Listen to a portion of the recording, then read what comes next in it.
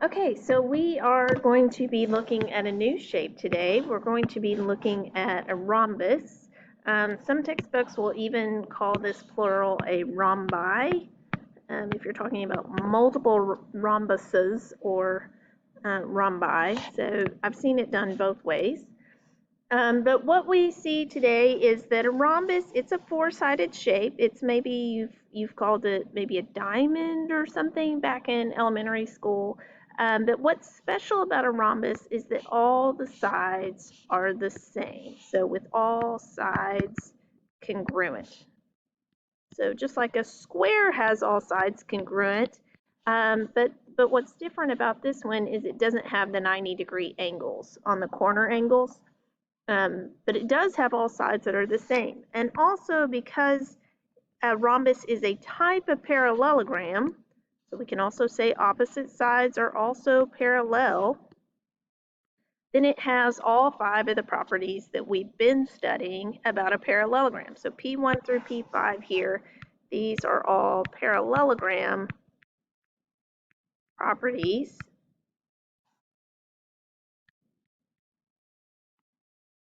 And a rhombus automatically has these because it's a type of parallelogram. So we already said opposite sides are parallel. We know that's the definition of a parallelogram. We said that opposite sides are also congruent. In fact, all sides are congruent specifically. Opposite angles are congruent. Remember, that just means the ones diagonally across from each other here and here. Also, these green ones would also be congruent to each other. And then consecutive interior angles are supplementary. That's another way of saying same side interior angles, staple angles. We know they add to 180 degrees. They add up, right? They're supplementary. They add to 180 degrees. And then we have the diagonals bisect each other. They cut each other into equal pieces. So let's look here at our first example.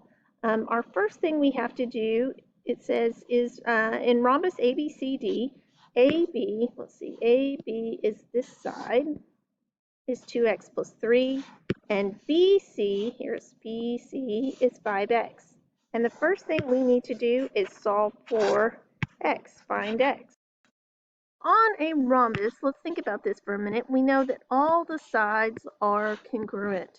So if the yellow side and the green side are congruent because all the sides all the way around are congruent, we can just equal these to each other. So we can say 2x plus 3 equals 5x. And I didn't give you much room here, but you can subtract 2x.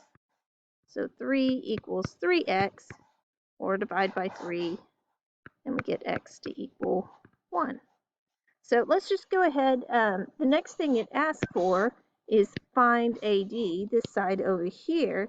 And even though we don't have really any information given to us in the problem about AD, because we know that all the sides are the same amount, if we can figure out how much the yellow side or how much the green side is, then we automatically know the blue side. So let's think about this. The green side was 5x.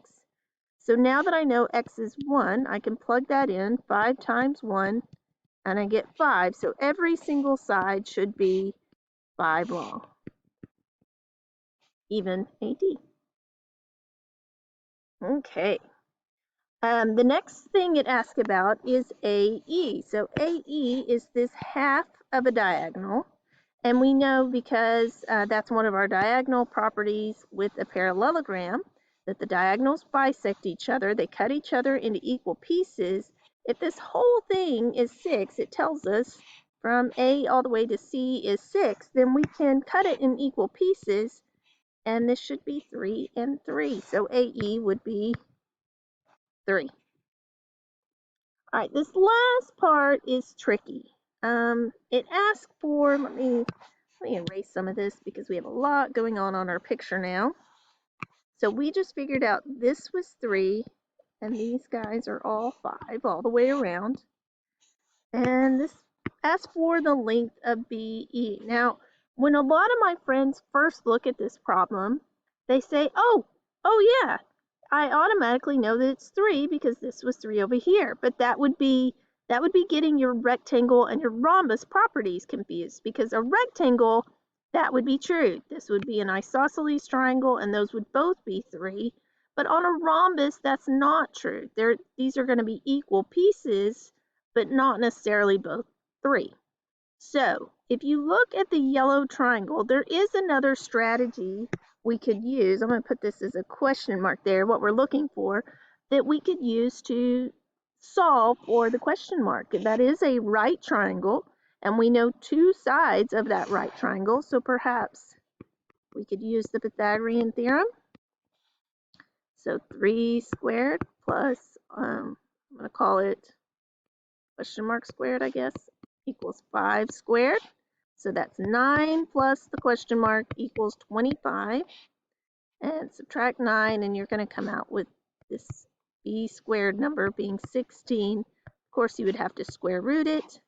And so this b number would be 4. So maybe that would have been more clear if I'd left that as a b squared instead of a question mark. But basically this is 4, and maybe you knew that because you know your triples. This is again a 3, 4, 5. That's a very commonly occurring triple.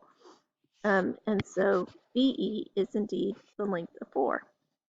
All right, so now pause the video, take a minute, and see if you can solve for x and y in this U-try down here.